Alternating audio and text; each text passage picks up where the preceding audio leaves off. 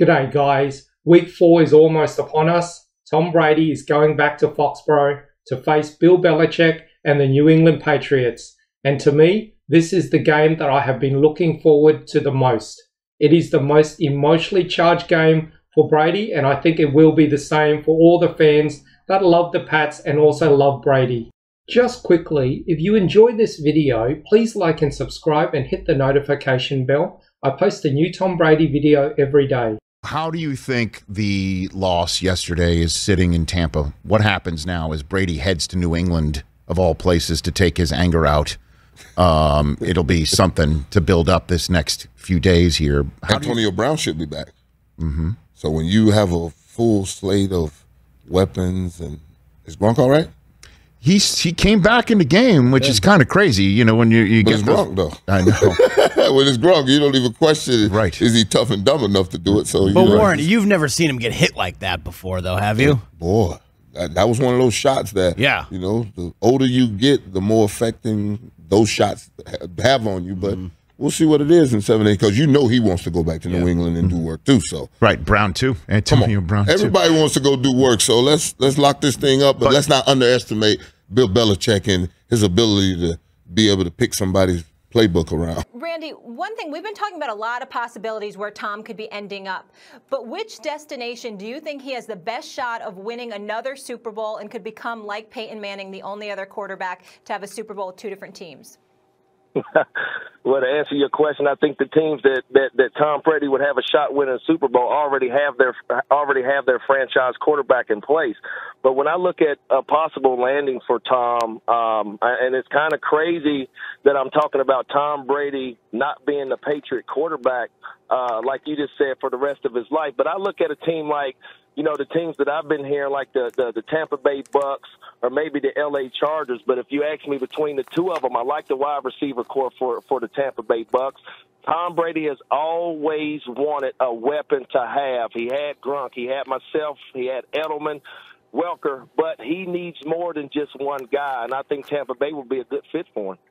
And today, this very day, 20 years ago on this day, the football gods decided to tell Thomas Edward Brady, despite you being a terrific quarterback in high school and you get to Michigan and you don't get all of the opportunities because a kid named Drew Henson, Mr. Michigan, was also on the squad. And you'll spend 1 year there, Thomas Brady. You'll start.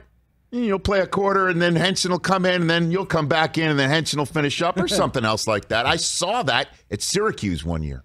Michigan at Syracuse. Yeah. You were in the Carrier Dome that day, too. I was there with my future brother-in-law. Screaming at Drew Henson because I didn't know who Tom Brady was. Okay. And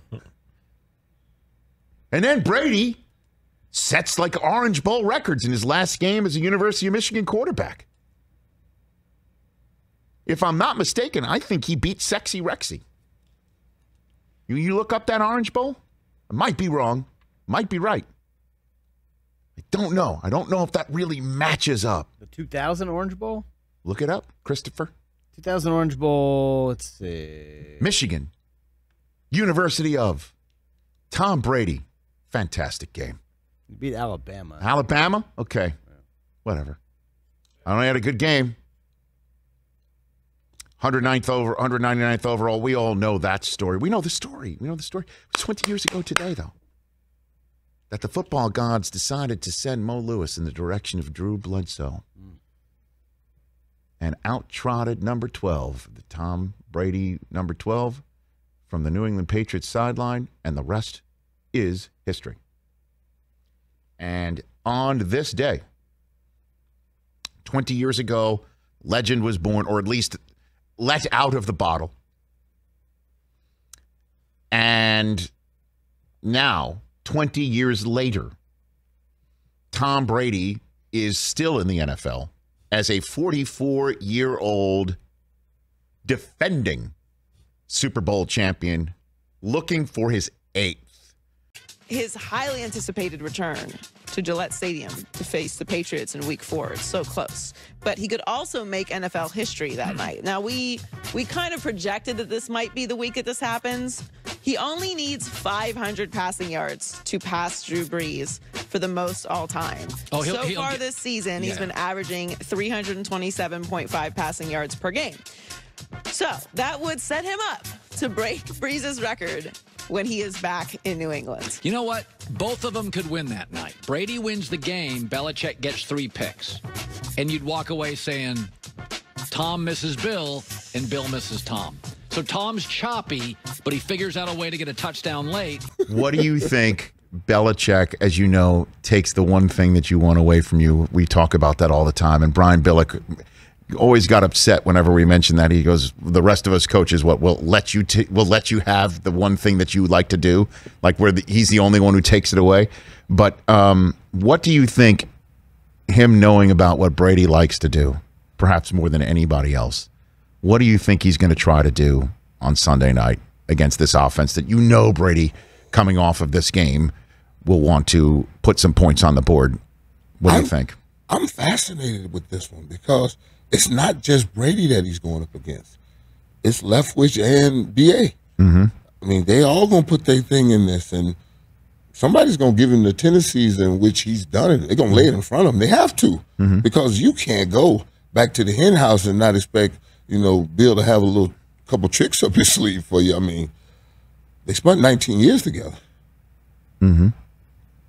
Right. This is how it's all playing out, as it is on and cracking for his former team with a kid that they've given Tom's college number and a kid that they truly believe and hope is going to just run the offense similar to Brady, looks like Brady, talks like Brady, has a combined body like Brady, comes out of college from a program that Brady beat in that Orange Bowl, right? Yep. Mac Jones. Well, I think my biggest concern is something I could never figure out along with the rest of the football fans is who is responsible for those 6 rings, Stephen A. People say it's Bill, people saying it's Tom, and now we get an opportunity to see who was the man behind those 6 championships. So it's kind of crazy. I'm going to continue to say it's just kind of crazy because I never thought that a guy like Tom Brady would leave a place like New England. But when you look at the quarterbacks, the past quarterbacks of Favre, you have Manning, you have Brees, the greatest quarterback arguably of all time gets hit by the business side of the National Football League. Now, do we know if it's the business side or was egos in the way? We don't know that, but now that I know that the National Football League is a business, it's going to continue to be a business, and for all current and future NFL players, you got to understand the business side of the National Football League. But like I said, I don't know if the business side got Tom or just ego got in the way, but now we get to see who was the man behind those 6 Super Bowls. And yet, that is all not even top of mind in some people in New England right now. You're already seeing it bubbling beneath the surface, getting ready to erupt. We will be in full, deep mode 1 week from today in this front. Brady's return to New England. You're seeing it already? Oh, it's already out there, man. You mentioned Thomas Sr. talking about it. Yeah, Tom Sr. on the radio with Tom Curran, and then the Boston Herald today has some quotes from Alex Guerrero. His trainer. His trainer, TB12 trainer. Who's, guy's 44 years old. Chris Collinsworth says you can't tell the difference between 44-year-old, 24-year-old Brady. Got to give it up to the trainer, who Belichick once sent across the street. Wouldn't let him come on the plane. Dude, it's all coming out. It's all going to come out. Oh, yeah. It's already coming out.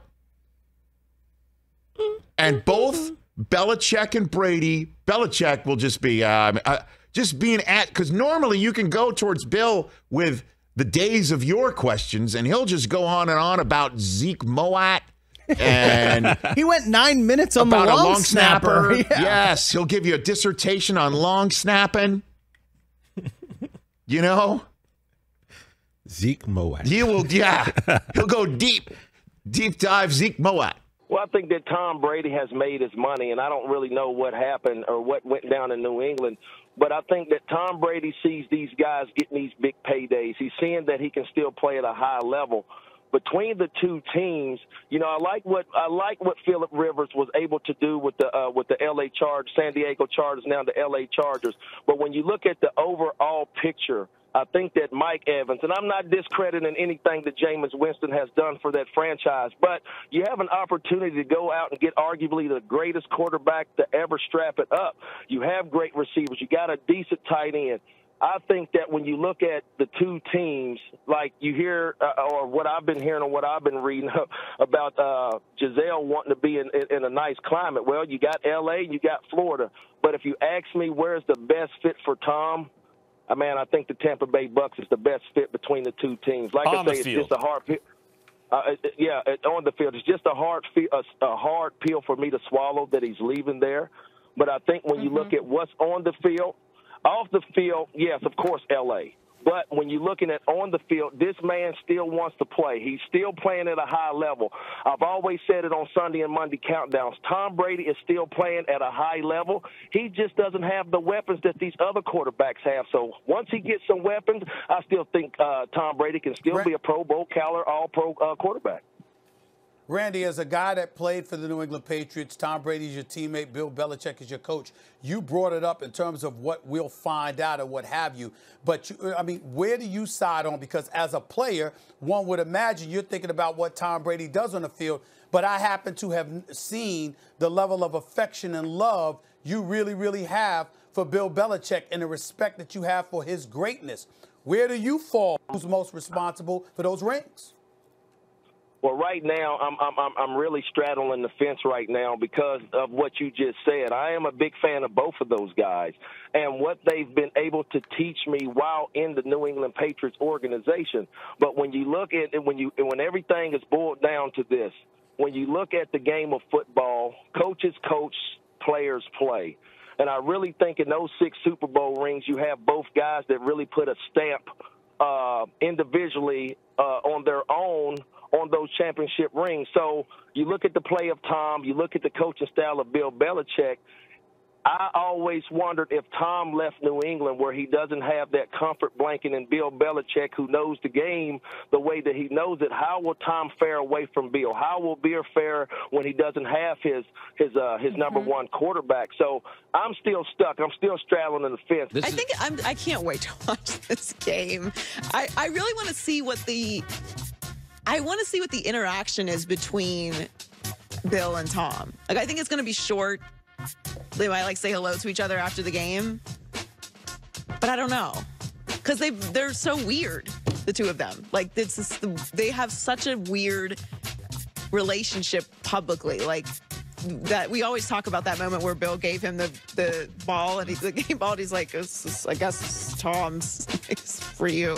I think so weird. I think Bill and Tom, when they're both retired, will sit down and like Parcells and Belichick, although they're both coaches, I think Bill and Tom will sit down in 6 years and it'll be really funny together. It'll be really fun. Yeah, I think, once you start getting into, they're still competing against each other, obviously. So once that's done and there's nothing more and the history has been written, then they can start talking about it. That'll be whoever gets the rights to that interview. Congratulations. Just give everyone sodium pentothal next week. And I'm telling everybody, I know it's week 3, and we're going to hit week 3 like it's crazy, like it's Lucille's turn. As we got Jeffrey Dean Morgan, we're going to hit that with that barbed wire bat. But I'm telling you, it's coming. It's going to be deep next week. I'm front-loading it for you right now because it's already coming out in New England. Oh, baby. I contemplated not putting this next clip in because I don't agree with propagating these sorts of rumors, and there's so much conjecture out there about how the Patriots work. However, I think people are going to see it anyway, so please take it with a grain of salt. I'll give you a story. Yeah. We got ready to go to Foxborough with Tony Dungy, the start of the 2000s. Keyshawn's first game with us. There's a bin right outside the bus. Throw your playbook in the bin, Tony Dungy says to us.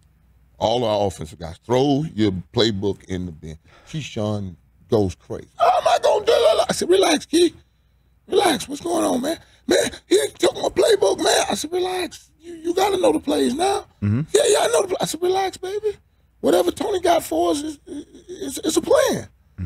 Tony get there, and we standing in front of the room, and, you know, I said something to Tony. I said, Key is freaking out, Coach. You gotta explain why you took his playbook. So Tony explains. He say, well, if you look at the history of all teams that come to visit New England, they're down 10 to 14 points in the first quarter. I don't know how this is, but it just tends to happen a bunch of times. And, you know, you got 53 guys on the team and a bunch of playbooks in the first 15 and somebody in the back, and they get mad and they ball it up and throw it in the corner. It's picked up in some kind of way it gets over there. So you've seen somebody upset with the plays because the playbook is right there and you see the first 15, they're not there. No, I'm just saying. Tony Dungy said, we ain't taking no paper to New England to show our first 15 or any of our playbooks. We had Sean. We left them in Tampa. We had Sean Merriman come on the show last week. Said that any of the Chargers of the era of him being in San Diego, they got fined if their playbooks were left in their hotel room. Oh, that was the whole point of it. If that got, you know, if housekeeping or that's what somebody picked it up, it got to Bill. Oh, it got to the New England Patriots. Come on, how does that really? I'm just telling you, the game we played, we was up 10-14 nothing. And then they came back at the end of the game and lost it like 21-17 or something like that. Yeah. No paper, nowhere Tony Dungy. So we left it in Tampa. The bin was in front of the bus before we got to the plane. Before we got to the plane. Keyshawn was going crazy. I can't start in my playbook, man. No, you got to know the plays by now. So you think Brady's telling Tampa something? Oh, I promise you, they're not going up there with no paper. They shouldn't.